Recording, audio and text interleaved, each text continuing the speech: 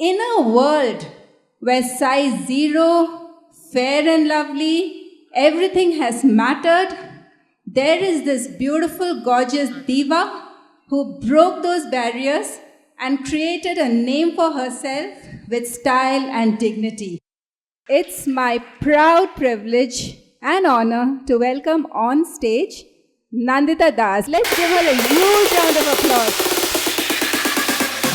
Why do we all want to look good? Because it does something to us how we feel about ourselves. It's about that confidence. The problem is when society at large defines that beauty, gives us the parameters of beauty and says, this is beautiful, that's it. You look at hoardings, you look at magazines, you look at television serials, you look at films, everywhere you find similar looking women. And what it does is that it slowly starts killing your sense of self, that you stop exploring other sides of your life.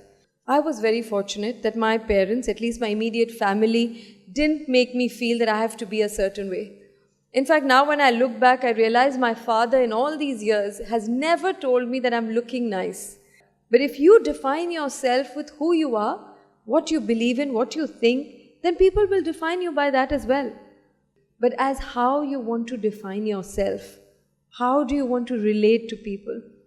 And I think those are the identities sometimes we don't even worry about because we are so caught up in those given identities and that's how perceptions about ourselves grow. But I think if we all focus on exploring, giving time to what do I love doing, and then do that, then slowly we'll start defining by those things. You see an actress and then suddenly out of the blue she's come back. She looks like Angelina Jolie. How did her lips start pouting so much? This whole pressure, especially on women, of looking good is across board. For instance, in fairness, I think the prejudice against dark skin was already there. We can't just blame the products, but the products cashed on that prejudice. The problem here is when we want to lighten our skin, it's not just a beauty thing.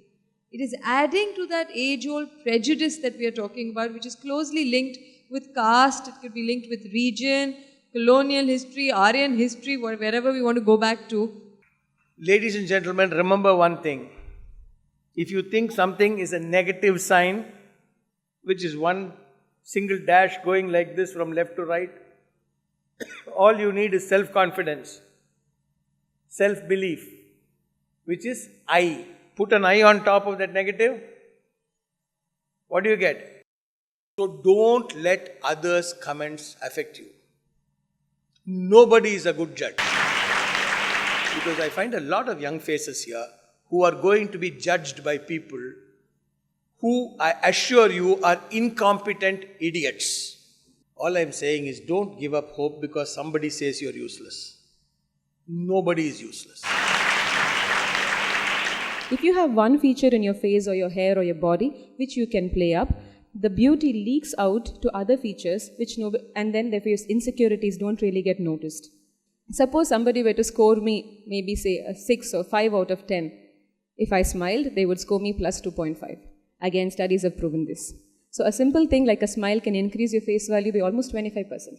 Especially for teenagers and adolescents, the body type, your final form is not done till you reach your 25 or 26. Beyond that, you take a call if you really need professional help for any of your problems.